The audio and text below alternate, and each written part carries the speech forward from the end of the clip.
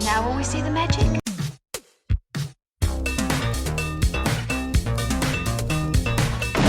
All right, where's Murray?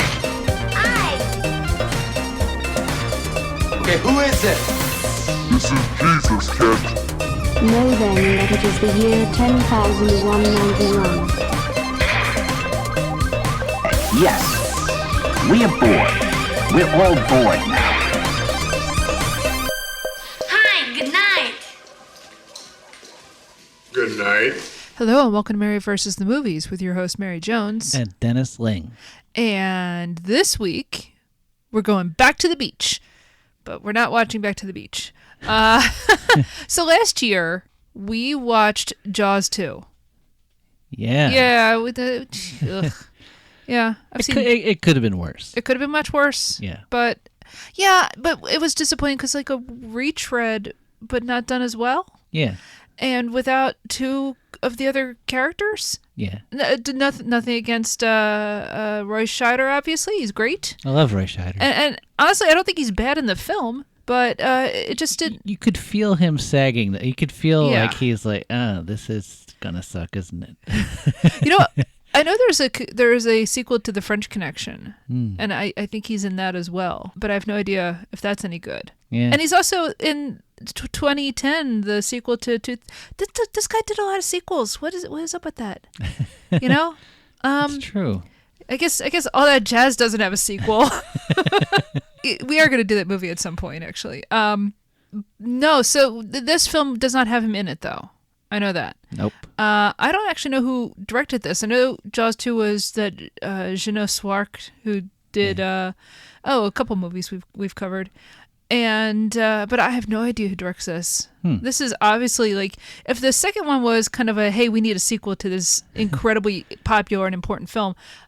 At this point, I mean, look at the title. Jaws 3D. Yeah. Yeah. Our second 3D movie. Oh, that's true. Yeah. Ugh. I guess there must have been a 3D craze in the 80s. Oh, yeah. So, okay, so there was? Yeah, it was like, I forget if Friday the 13th 3D was the start of it. Okay. But it lasted like a year. Well, exactly. Yeah. I think the first 3D craze that I can think of is from the 1950s. Yeah. And then House of Wax. Yeah. Yeah. Look, some of those movies are good, even though they're, I mean, it doesn't look good. Yeah. Right? It's not good 3D. And No. it's the old, you put, the red and the blue, panes over your eyes, and it creates the illusion. And it's not a great effect. It kind of works, but it looks silly. Yeah. And then I guess there was that one in the 80s, and were they still doing the same kind of glasses? Like, how did that work? I think so. Okay. I feel like I remember the red and blue. I went to see this in the theater. Oh, so you've seen this movie. Okay. Yeah. And just the one time. So not like when you saw Jaws. Yeah. So I think, is this 83? It's something like that. Something like yeah. that? Yeah. So I was like 12. Yeah. Even then, like, I was like, I'm getting ripped off, aren't I? Sheesh.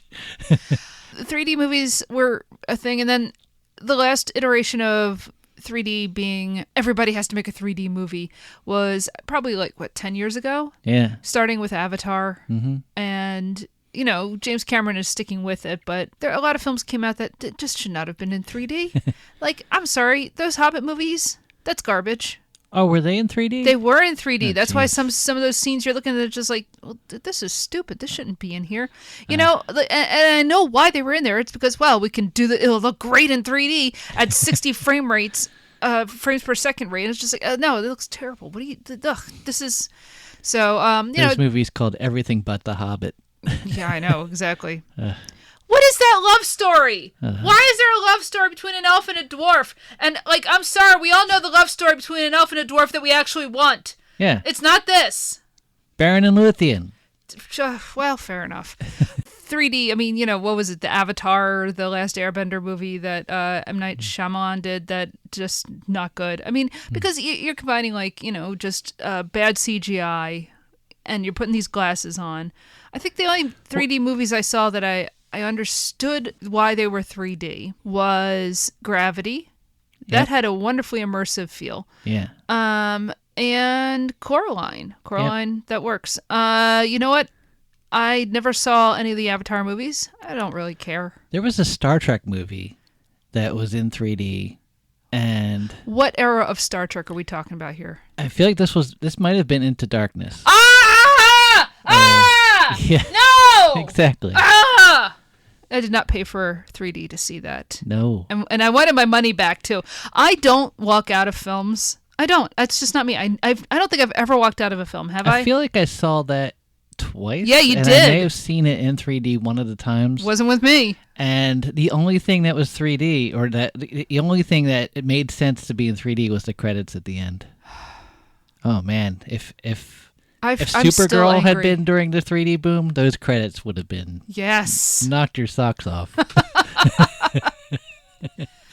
So, yeah, Jaws 3D. The only thing I know about this film is that they make a big joke about it in Back to the Future Part 2, where Marty is in the future 2015, and it's really not even 3D, it's a hologram. Yeah. A holographic Jaws, comes out of the movie theater and tries to eat him, and of course he freaks out because it's a hologram, and it's nothing. And it's like, what, Jaws 17 or something? 19, sorry. Oh, is it 19? It's 19. How do you know it's 19? Yeah, I remember. I don't know why I remember that. So they make a joke, because I guess by then Jaws 4 had also been out. Now we're watching this at home, so we will not be seeing 3D, because 3D TVs never really took off. Why should they? Just sit close to the screen. yeah, I'm sure that'll be enough. So I don't really know what happens in this film. But I feel like maybe this takes place at SeaWorld or something. And I don't know. I'm guessing what I have kind of like half remembered. For one thing, I'm not entirely sure which is. I know that Michael Caine is in Jaws 4, and I'm not really sure what happens there. Oh no, is that the one where like they follow the Jaws follows them on vacation or something? I don't know. Like, I'm not sure if I'm remembering the plot of these films correctly. The Jaws. You know what I mean? The Jaws. I like calling him the Jaws, though. Yeah. So I think, no, it's the Jaws. So I feel like this is something where the Jaws shows up at SeaWorld and just starts like eating people. I think that the kids from the first one, characters, not the actors, are now aged up pretty fast, and they're adults and they're working at SeaWorld or something. And maybe they get eaten. I don't know. Huh. That tells me I might be on the right track. Maybe. You don't think it's about the mayor? No. In fact, I think that actor may have passed away by then. Oh. I know. He's great. One of the mobsters of Look, if you told Island. me that mobsters were actually behind SeaWorld, I'd be like, yes, that makes sense. I mean, who else is going to just take a killer whale and put it in a big tank but some dumb gangster? Do you think Hooper makes an appearance? No. Do you think he gets mentioned? Maybe not. It depends on like if there's any adults involved from the first movie. I mean, otherwise, who would know who Hooper was? Us, the audience. Yeah, but sure. Because here's the thing: I know that what's his name's not in it. Roy Scheider's not in this. Yeah. I don't know if his character's dead. I don't know if he's just like, I can't come on vacation. You guys go to SeaWorld without me. I think that's what happened. Have a good time. Yeah.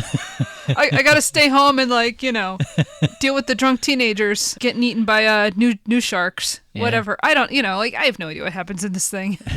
All right, so let's go through questions. Yeah. Anybody die? Yes. Come on, it's a Jaws movie. This one's for kids. Maybe they, Is this movie for kids? I don't know. God, that'd be I went awful. to see it. Yeah, but you growing up in the 80s. Yeah, I know. 12-year-olds were basically just allowed to buy scotch in those days. And I don't think we even had PG-13 at the time. I mean, That hell, was when I coming. was 8, I would be sent to the corner store to buy cigarettes for my babysitter, and they sold it to me. Yeah, you'd go and buy cigarettes, and then if you wanted, you could just buy firecrackers because they were right next to them. It was a very different time. Firecrackers, they weren't behind anything locked. They were just No. sitting there next to the bubblegum cards.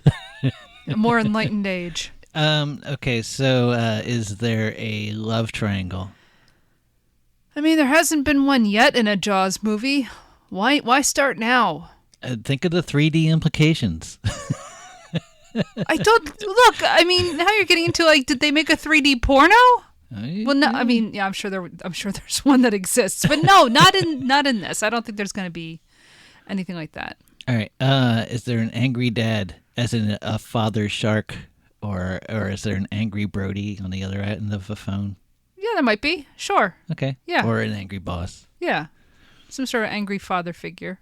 Yeah. All right. What's the? Is there a dog and does he get eaten by the shark? Oh, I'm sorry, dog. I think you're getting chomped. Oh. Yeah. Well, the dog in the first Jaws got chomped. Yeah. Yeah. But this time we might see it. Oh, that's true. Yeah. How brutal is this movie going to be? Yeesh. Oh, man. Cool car. No. Cool boat. Well, yachts are not cool. There might be a nice sailboat. Okay. I'll give you a sailboat. Yeah. Are you excited about this movie? Excited is the wrong word. Morbidly curious. Yeah. That's really more where I'm landing with this. I'm not expecting anything good. Do you know any actors in it? Not one. Would it surprise you if there's some actors you might know? No, I mean, it's like the early 80s. Sure, why not? Somebody I didn't, before I knew, before they were famous maybe. Okay. What kind of ending do you think there'll be? They blow up a shark. Yeah. And so, like... They always blow up a shark. Do you think lots of people die, or... You're asking for a body count. I'm giving us 3. Okay. I Yeah. think Jaws only has, 3? Kittner, Lady, Ben Oh. Gardner. Ben Gardner, so that's Quint. 4. Quint. And then, The guy in the kayak. guy in a kayak. Okay, Yeah, so that's 5. And the All right. dog. Yeah, 6. Yeah. 6.5. Dogs count as 1.5. Dogs are more than people? Yeah. Okay. Fair enough. All right, so do you still stick by the 3 body count? Yeah. It's not going to be as good as Jaws. Okay. So. All right. Anything else? No, let's go back into the water? Up close? Sure.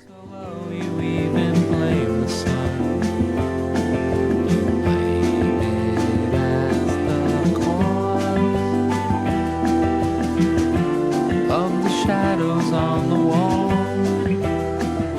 they're not as bad as they appear. Could it be that it's the season of the shark? I gotta be honest. That bit. Come on, man. As far as 3D movies go, that was terrible. But that cast, though. Oh, wow. Dennis Quaid. Oh, Leah Thompson. Leah Thompson's in it for like 30 seconds. Yeah, this was her first movie. Yeah, so, it sure is. She does leave an impression. Yeah, in the shark's belly. No. If only. That absolutely yes, would have made that it would a have been better so much movie. better. I wish that If she there's had gotten any eaten. stakes. Anyone, like the brother gets eaten. Nobody gets something. eaten. Well, 3 people get eaten in the beginning. But they're and- nobody we care and about. no one remembers. Like they bite one, ski, what do you call it? She's like one of the, water skiers. Oh, the Go-Go's Yeah, vacation cover girls. That's exactly what they are. Yes. Oh man, like this movie. Okay, first of all, I've never seen a worse product placement than setting this at SeaWorld. Yeah. I mean, it kind of just says, don't go to SeaWorld. You will be attacked by a shark, which is a very strange thing to say given that SeaWorld is in Orlando, which is landlocked. Yeah. They have a sea gate in this film. They have a gate to the sea. Literally, like the word sea gate. There's no sea gate. Orlando is like 100 miles in. It's 100-mile Seagate. Now, to be fair, according to that Close to Shore book, they can swim down channels and get... But there's no channel. There is literally no connection between Orlando and the Atlantic Ocean or the Gulf of Mexico. I'm sure there's a plane he could have took. Are you saying that the shark flew on a plane? to get to Orlando. This And then shark is he having a got off the baby. plane. He got off the plane. She. I'm sorry. You're right. I did. Yes, it is a she. Yeah. She got off the plane in Orlando. She had her baby here. First of all, now the baby shark is an American citizen. Fair enough. And he is absolutely. I don't dispute that. But so she gets off a plane and is in a lake next to SeaWorld. Gives birth to baby shark. Yeah. Doot. And then baby shark is swimming into sea. But again, there's no other way for a shark to get to SeaWorld.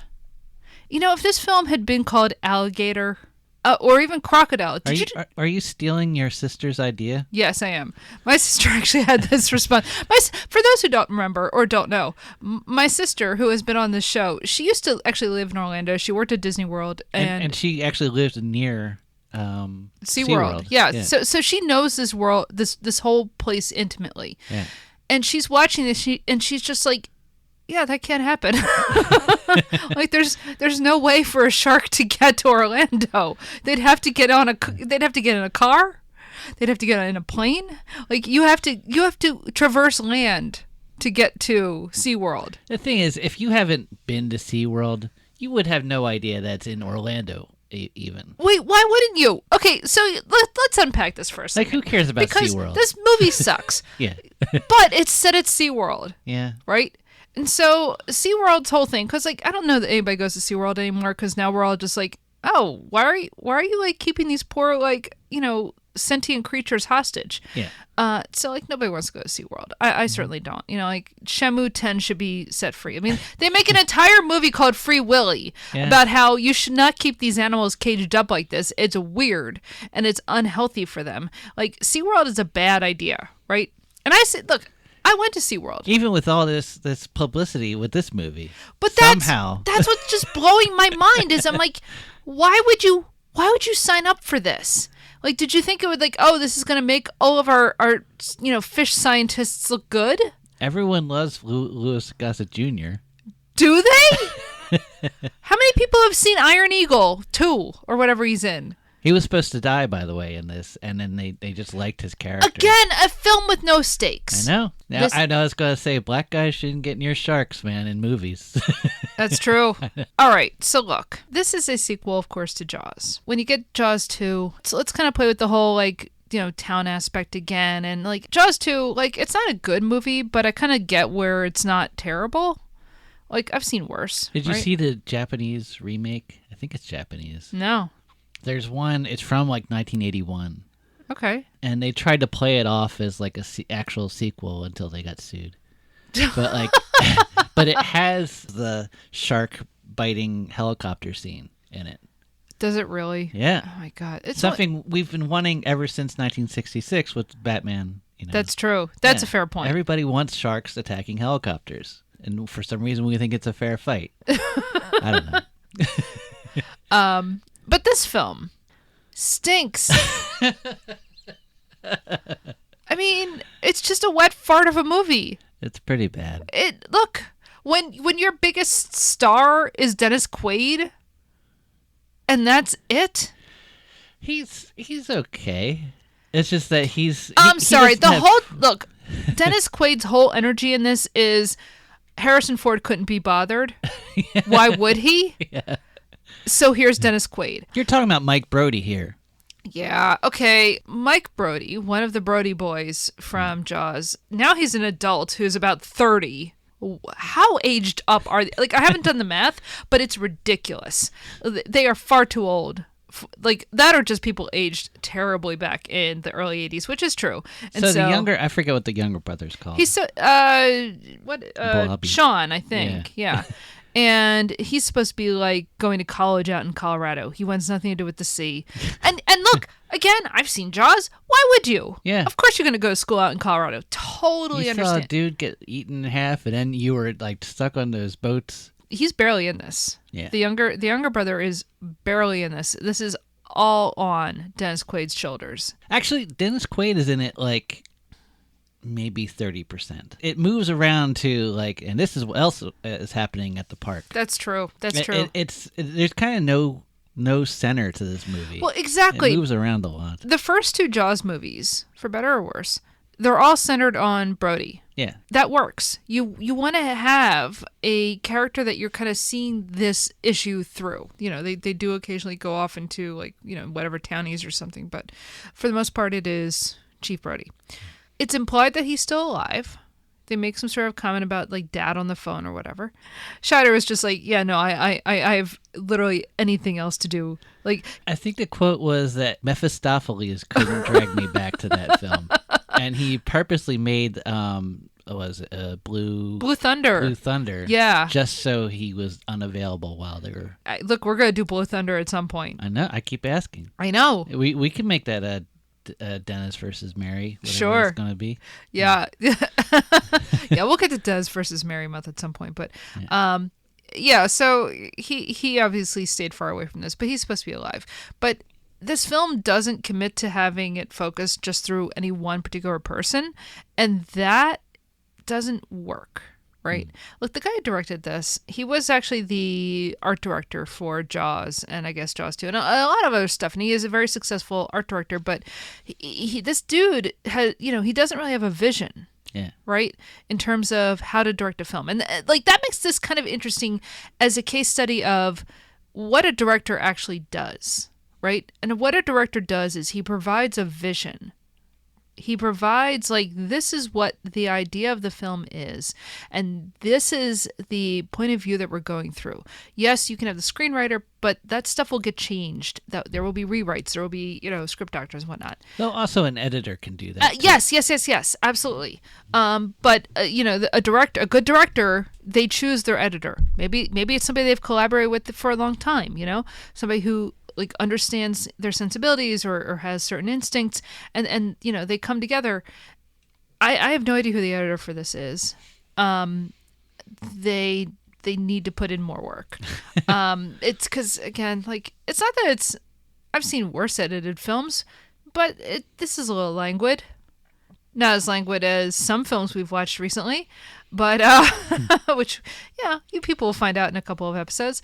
But no, like, this film, as you said, it keeps jumping perspective in a way that doesn't really keep feeding back into the overall story, because the overall story is dumb. You know, it's like, okay, we've got SeaWorld, and somehow they find out a great white is in the lake adjacent to SeaWorld.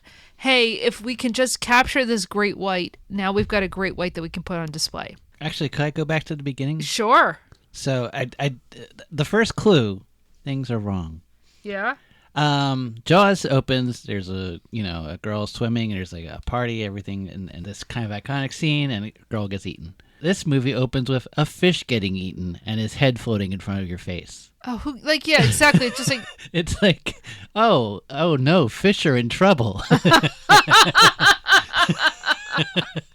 Yeah. Like, what are you trying? Like, and his mouth is still moving a little bit. Like, and it's like they worked hard on this effect, but yeah. Apparently, when they made this movie, originally the intention was not to have like these 3D like in your face stuff, and Universal's like, oh no, we're gonna do 3D in your face. That's stuff. not even the beginning of the problems of what this movie was originally going to be, because originally I saw this on IMDb. Yeah. Do you know what I'm about to bring up? Joe Dante? Joe Dante! Yeah. This was going to be directed by Joe Dante as a parody. Called Jaws 3 People Zero, which is great. That would have been amazing!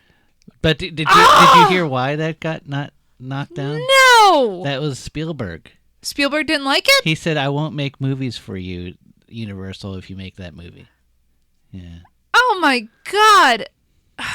Because he thought it would like tarnish his spotless Get reputation. over yourself, spotless reputation. But he had made 1941 by then. Yeah. What reputation? Further tarnish. God. And look, he kept working with Dante. That's all right. You know, because I'll make it up to you. Gremlins had not come out yet, obviously, and Gremlins 2 and The Burbs. Like he produced Dante stuff for a long time. Like that I don't think he had a problem with Dante per se. Yeah. But like the idea of parodying Jaws was like, oh, that's verboten. Give me a break. Look, I love the original Jaws. That doesn't mean you can't parody it. I would have preferred Mel Brooks Yes. parodying it. Oh my Can you God. imagine? That actually could have been man. good. That would have been great. Because this would have been like when he was still really good at parodying stuff. Yeah. Look, I am still a defender of History of the World Part 1. I know some people are like, oh, that's not one of his lesser movies. No, that's a funny movie that's got funny stuff in it. I don't care. And that's the early 80s too. Yeah. Mel Brooks making Jaws 3 People Zero. The only person who could have done better than Joe Dante. Yeah, so the older Brody son is now aged up into Des Quaid, high on cocaine the whole filming, apparently. Which, fair enough. Would you want to be sober making this? I kind of wish some of the energy would have come across. Exactly. Maybe do a little bit more, dude. Right? You kind of just want to like poke him with a stick the whole time. Like, come on, man, do something. There's nothing there. Yeah. You know, he works at SeaWorld. He's got a girlfriend or whatever, and she's a doctor of ichthyology, I guess. Yeah. The people who are, I guess, running SeaWorld, who apparently are just like kind of Australian grifters. They're not running SeaWorld, but or whatever. Like they're working. They want to capture a shark and have it on display because like the film like implies that these Australian, I assume they're Australian grifters, are gonna, they want to capture the shark because it's gonna make them millions and have it on display at SeaWorld. So like no, you were wrong. What? No, they wanted to kill it and film it being killed. Remember? No. And it's the girlfriend. It's like, no, we can capture it. And Dennis, this movie bored the shit out of me. You're missing important plot points. You didn't realize how good this movie actually is. I really didn't. Watch it 3 more times. No. I would invoke the Geneva Conventions, but I don't think they apply anymore. Not in this country. No, you can't make me watch this again. Oh. So no, we don't have to watch this ever again for the rest of our lives. Thank God. Look, even the 3D stuff, it's just not that interesting. It's not interesting, but I will remember it till the day I die. Okay. All right. I'll remember that arm floating in the water. I'll remember the skeleton pointing at me. Because here's the thing. We could talk about the plot of this movie, but there isn't much of a plot. There's too much of it. There's like 3 different plots. There's stuff that happens. Yeah, exactly. None of them are good. Okay, so go ahead. What are the 3 different plots? So the subplot, plot C, is You're going backwards? So you're gonna work yourself backwards. So plot C is Mike Brody is gonna get a job in South America. Yeah, he wants to go off to like Venezuela or something. She has prospects around here. She wants to stay at SeaWorld. Yeah. So like, will he leave her? Will he go off to Venezuela to do whatever? Will there be effects that make us care about this? No, nobody cares. He needs stronger 3D effects. I want to see a 3D effect of his passport, of his plane ticket to Venezuela. Yeah. So that's the C plot. Yeah, C plot. B plot is the Australian guy. Yeah. And they try to do a love triangle. There's nothing there. They really try to do a love triangle, but he's awful to her all the time. There's literally nothing there. Yeah. And then like I guess A plot is Shark. Well, it's Shark, but also Louis Gossett Jr. is the, I guess, director of SeaWorld. Yeah. And so his problem is, first you have the baby shark. Yeah. Who is captured. Mm-hmm. And it's a big exciting thing, like, oh, we're going to put this on display here at SeaWorld. And so you have this whole scene of we bring in the people to see this happen, and the shark just dies. I assume it just died because it was in captivity. It was bored of the movie. Yeah. You know what? I feel him. I feel him. I was dying too. Really? This is all you're going to do? Oh, jeez. God, that's true. So yeah, the shark dies while on display. He just like bellies up, and oh man, it was really embarrassing. I know. So yeah, because the baby shark dies, Mama Shark is like, I have to enraged and has to destroy SeaWorld. It turns out Where has Mama Shark been all this time? She's been stuck in a pump. And when they turn off that pump, you're like, oh, this pump is acting weird. Turn it off. Mama Shark wiggles her way backwards and then causes havoc, cracks a tube. Yeah. There's this underwater, like, people walking around. Yeah, basically, they have the worst possible version of Sea Lab 2021, where they have all these underwater display units, tunnels, fiberglass type of thing, where you can go under the lake and look at the fish while they swim past you.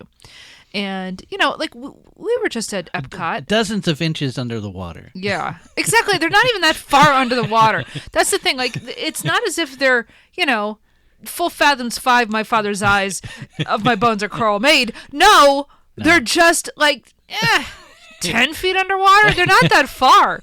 Like, if the shark kind of breaks it open, guys, just float up. You're fine. I've been in like public pools that are deeper than where you are. You're going to be okay. I swear to God. You honestly could have gotten a guy on a horse to lasso this shark and Yes! end the movie. Just drag him out and drag him around. That would have been such a better film. So yeah, or better yet, just throw in an alligator and let the alligator and shark fight it out. Alligator versus shark. Yeah. That's a movie. This was not a movie. Already we've come up with like 3 or 4 better ideas. Yeah. Let me make a movie. Well, Dennis and I, we'll come up with a pen name. Yeah. So this shark freaks out and basically butts her head against the steel and fiberglass enclosure that these people are down in and is able to bust it open. So to which I think to myself, fair enough. If you are able to take down this structure, obviously, like, SeaWorld is at liability here. This should not have happened. By the way, 35-foot shark, not a 25-foot shark. Try it again. Not a 25-foot shark like the first movie. No. I'm sure the second movie was 30 feet. But Yeah, like each one, they get a little bit bigger. When you say, like, oh, it's a 35-foot shark, I'm like, that's the size of a bus. Yeah. Like, what are you talking about? There are no sharks that are that big. Well, there is here. And it doesn't even look that big on screen. I'm sorry. This does not look like a 35-foot shark. God. Like, It's just they just look back at the old scripts and saw a number and you're like, okay, add 10 to that. It's so lazy. This movie is so lazy. So yeah, the shark is like fighting, I guess, the existence of SeaWorld for killing her child. She is able to flood this underwater station, and you think that all these people are going to die. So there's about 20 minutes of Well, first of all, can welding. we just... Yeah, there's a lot of welding going on, but can we also just jump back for a second to the fact that, like, they first realize the shark is going to attack them and does attack them when they are at an underwater restaurant. SeaWorld doesn't have a swanky underworld... Like, this looks like a 3-star Michelin restaurant. They've got ferns. You can look at the sea life and stuff. Everybody's wearing suits. Like, granted, it's the 80s. They have this 10-foot underwater, $35 million... I think they say it's $35 million complex. Yeah, but, like, the restaurant, I want to understand, like, how far underwater is this restaurant? Because, like, we've been to, like... 15 feet. Wow. Yeah. What I love is, like, the first iteration of the shark attacking people is it busts open the restaurant. Yeah. And to be fair, you're eating seafood while you're looking at seafood. Like, we've done that at Disney World, and it is creepy. It feels wrong. And you know what? I'm on Team Shark here. This is how the sea lives, though. What, like you... They eat other fish, and they look at fish all day. That's true. This is their life. That's like if you just looked around at the squirrels and were like, your dinner. This is thug life in the sea. I mean, to be fair, we've got these rabbits that have been, like, invading our vegetable garden, and I'm like, I don't know, man. Haas and Pfeffer sounds pretty good right now. Yeah, man. Does this make me a shark? Maybe a little bit. I get it. So we are forgetting. What? We are forgetting, and by we, I mean you, me, and the movie, are forgetting the first 3 victims of this shark. Yeah, because who cares? Because the first victim, it starts off, the Go-Go's go by on their boat thing. Yeah, on their water skis. And they try to close the gate to the ocean that connects SeaWorld to the ocean. Yeah. And the gate again, gets stuck. It's Orlando. The shark comes in and wedges a tree or something. Who knows? For some, they're like, oh, it's not closing. I wonder why. So this mustache guy, and he's not allowed to work overtime. He goes down there to put a chain down and lock it. Yeah. And that's his job. And this is the first killing, and then shark comes, and then there's his arm and the 2 bones coming out of the arm just floating. There's like 20 minutes of people just saying like, where's he? Oh, he's cheating on me with his girlfriend. They constantly say like, where is he? And by the time they realize, oh, I guess he's missing, they go and look for him. They find the little shark. Mm-hmm. And they forget all about him. I don't think they ever bring him up again. No, they do. They find him, remember? Yeah, that's right. Oh, because they have to revisit every scene that's in the first movie. This made me so mad. I forgot about this. Yeah. Eventually, like towards the end, as they're dealing with the shark and all this stupid nonsense going on, he washes up.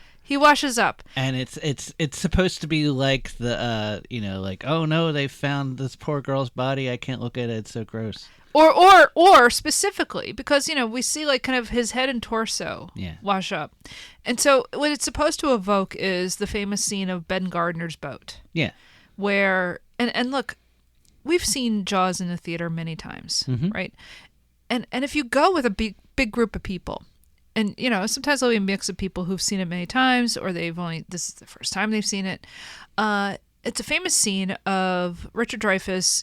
He's down in a wetsuit and he's examining this boat, and he sees like a big shark tooth in this hole in the boat, Ben Gardner's boat. Yeah, he's holding a knife. He pries out the tooth from the hole in the boat, and it's in his hand. And I know this scene. I know every frame of this scene. Right. Because what happens in this scene is he's holding the shark tooth and he drops it. And because he drops it, you're focused on this shark tooth, right? And you don't think about it for a second. You think about, oh no, he dropped this shark tooth. And at that moment, a head floats out. And it always scares you. Yeah. Like, anytime you go to a theater, people are going to scream at this moment, right? It is, because you get, like, lulled into... This is why Spielberg is a great director, right? Yeah. He lulls you for a minute. He makes you forget about what you're doing, even when you've seen this film multiple times. And I have seen this film many times. I forget. I've seen this scene in the daytime, sitting on a couch, like eating a Snickers with no one around. Yeah. And seeing, oh, this is the Ben Gardner's going to come out and get me scene. Yeah. And just saying that, and then you suddenly get involved in that tooth. You're like, oh no, he's dropping a tooth. Like, ah! Exactly. He got me again. It still gets you, right? You jerk. Like, literally, like, the 4th of July or whatever, my mother had it on and I was watching it. And, like, again, I've seen this. I'm sitting, again, in a sunlit living room. And I did. I gasped. Yeah. Because you forget. Did you gasp when you saw this dude, his head and, like, no, torso? It's like, no. Oh, there's the torso. You just kind of went, yeah. Finally shows up. Exactly. There's nothing surprising about it. There's nothing interesting about it. So, math-wise, that's one. Yeah. There are 2 other thieves who break in to SeaWorld. And they have a van, and they have, like, face paint, and they get it, and they have this, like, inflatable boat thing that they get on, and they row out at the same time that Mike's brother and Leah Thompson are, like, fooling around in the water and stuff. Mm-hmm. And it's a whole thing because Mike's brother is like, oh, I got killed by a shark, or whatever. So I'm traumatized, but whatever. Girl. I like that you're mocking a shark victim. Well, this one. Yeah. So they go underwater and the shark kills the one, and it's kind of a cool scene because you see, like, just the light and then suddenly there's no light. and so that should be cool. And then the shark yanks the guy down and then pops the boat just for good measure. Mm-hmm. And nothing. Yeah. Nobody knows. Like, there's a van. There's like, so this is a high security thing. Like, they're going to be open. There's a grand opening. There's like all kinds of high tech stuff. There's a van sitting there and nobody's noticing. Oh, there's just a van sitting here.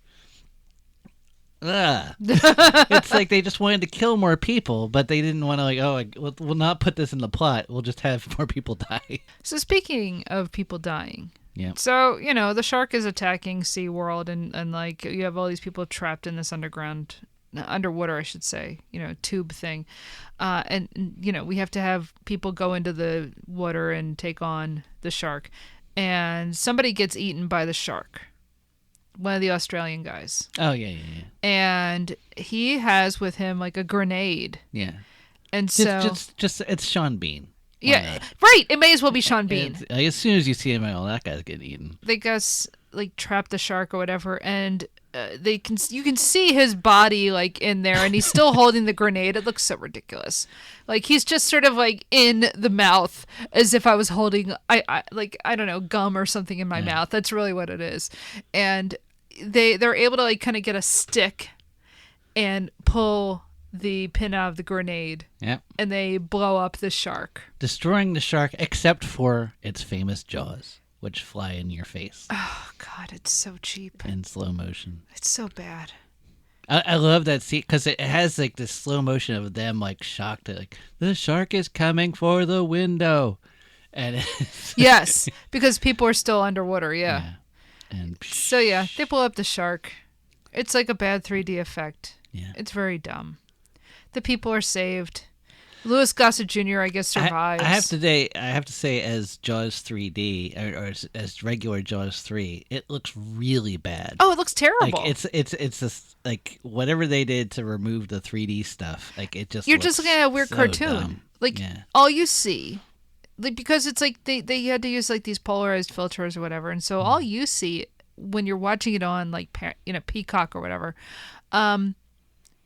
it just looks like a cartoon. Yeah, you're just looking at like a cartoon of an explosion, and sometimes it's just a cartoon of a shark. It looks terrible. It looks absolutely cheap, horribly done. Like it's bad enough that it was made for 3D, but they didn't even like shoot a version that would look good if you weren't watching it on 3D. So that what you end up watching in this film is just 90% a movie and then 10% all these really bad special effects. Because that's the other thing is there's not a ton of this stuff in there where it was obviously these like things to put the glasses on. But they're very noticeable. Yeah. Right? It's not like Avatar. No. Right? No. This is all like, here's the special 3D scene. Yeah. And it just looks terrible when you're watching it as a normal movie. Like, it's distracting. I do like that there is one scene where they're testing out the poison and they squirt it at your face. Ugh. So yeah, essentially the like the squirt from the famous squirt from Metal Storm, the destruction of Jared's. The famous, I'm sorry. Did you just say anything about the word famous in connection with Metal Storm? So there's a famous scene in there is not a famous Metal Storm, anything the in destruction of Jared's. Dennis, the most famous thing in Metal Storm is Richard Mall as a Cyclops. Yeah. So anyway, the cyborg, they rip off his arm and the green goo squirts at you. And I remember. Oh, I remember. We've only seen it in 2D, and oh, what a shame. If we saw it in 3D, it'd still be a bad whole movie. Different thing. It'd still be a bad movie. Speaking of bad movies, so yeah, they blow up the shark. Yeah, that's it. That's basically the end. SeaWorld is saved. I guess Dennis Quaid, he's not going to Venezuela, right? I forget. Like, I honestly don't remember. Like, is there a post like floating in your face Jaws scene? No, I can't. It just ends there. Dennis, this movie was that's so the thing. boring towards the end. I've never been more bored by an exploding shark. Yeah, that says something. Mm-hmm. You know that like by the end of this, I'm just like, is this over yet? I'm just not engaged. I've seen like this movie is on the level of something like The Car or movies that we've watched on Svengoolie, Which we like more. which we like more, but that's where I'm going with this. I like those movies more than this. Yeah. This movie's kind of boring. Well, the car has some attitude. Like, okay, look, that's a killer car. It's Yeah. pretty great. I genuinely, that movie is so weird. The way he honks, that honk is one of the most obnoxious things I've ever seen. And like, just has Dirk Benedict turning into a snake. By the way, that's 7 S's. But Jaws 3 or 3D or whatever, man, this movie is just, ugh. I know there are people who like this film, and that's okay. Really? Yeah, I know. I can't believe it either. But I just can't get it into this. Look, I like garbage, but this feels like garbage you have to see when you're like 7. On top of like bad effects, there's also like a lot of bad ADR, like a lot of really bad ADR. A lot of just like those two guys that get eaten on the dinghy thing or whatever. Like that whole scene is filled with them talking about their plans. Apparently, they're stealing coral, and I only found that out by reading about it. No, I do remember them stealing coral in the movie. Yeah, and it's obviously just kind of layered on top because their mouths are not moving with what they're saying. It's so bad. Oh, let's see. Body count 5. Okay. Mickey Rooney. They asked Richard Matheson to write. Oh, I didn't even talk about like Richard Matheson is credited with the screenplay, and I don't think he actually wrote anything for it. I don't know that he even like had a treatment or anything. I don't know. He was told he has to include the Brody boys. Yeah. And he's like, that's dumb. Yeah.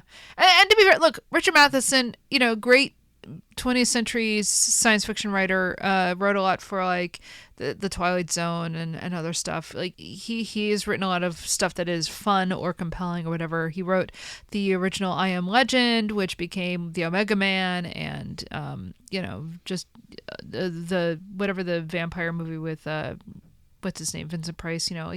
So basically like that whole story. Like he wrote What Dreams May Come. Like he was a well-regarded science fiction writer. He was told that he had to write a part for Mickey Rooney.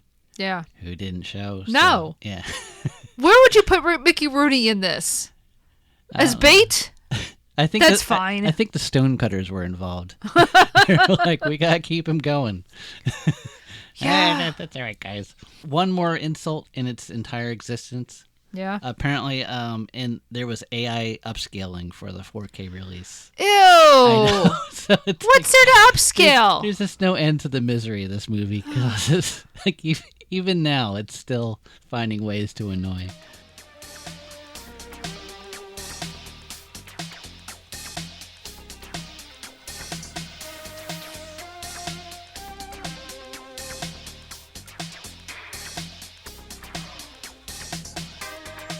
All right, well, that was Jaws 3 or 3D, however you want to think of it.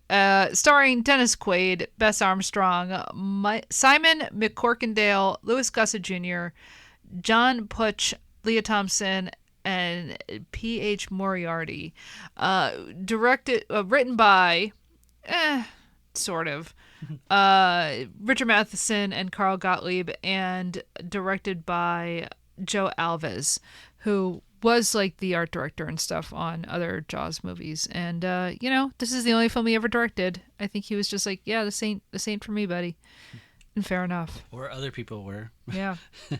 So, all right. You know the drill. You can follow us on social media. We're Mary VS Movies on all of your major platforms. Your Instagram, TikTok, Tumblr, Mastodon, whatever. Blue Sky.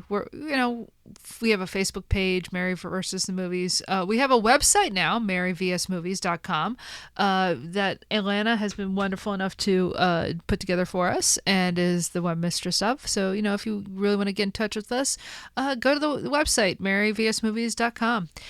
We're on all your major platforms. You can rate and review the show, and we would appreciate it if you did. What else? We have, of course, a Patreon where for $3 a month you can help support the show because, as you know, we are entirely self-supported.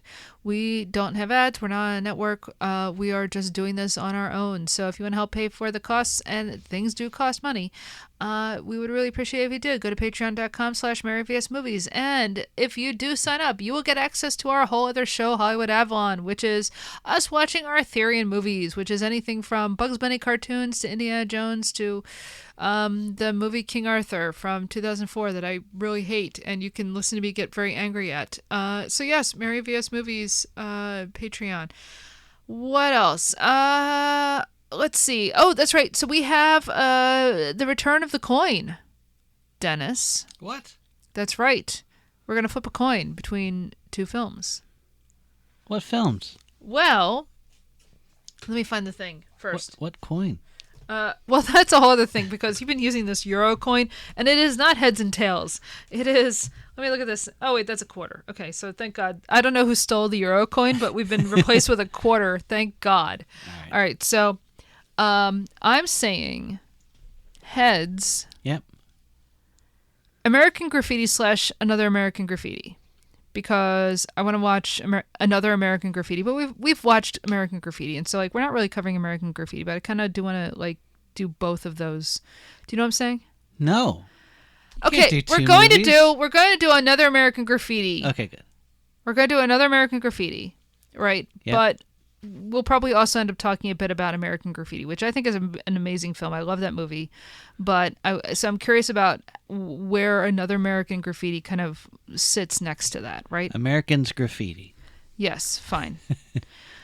So that's heads. Yep. Tails. Buddy, you finally get your wish. We're going to do Cue the Winged Serpent. Nice. Finally. This movie has to be great. Yes, it absolutely has to be by great. now. So you know what makes movies great? What? Is building them up in your head. Yeah. When you haven't seen are them. not going to be disappointed. There's no way. You're definitely not going to watch it and go, that was terrible. All right. So heads, Another American Graffiti. Yep. Tails, Cue the Winged Serpent. All right. Because serpents have tails. It's Americans Graffiti. Oh, no. All right. So our next episode will be Another American Graffiti with adjacent American Graffiti talk. Well, then, until next time. White sharks are dangerous. I know them. My father, my brother, myself. They're murderers.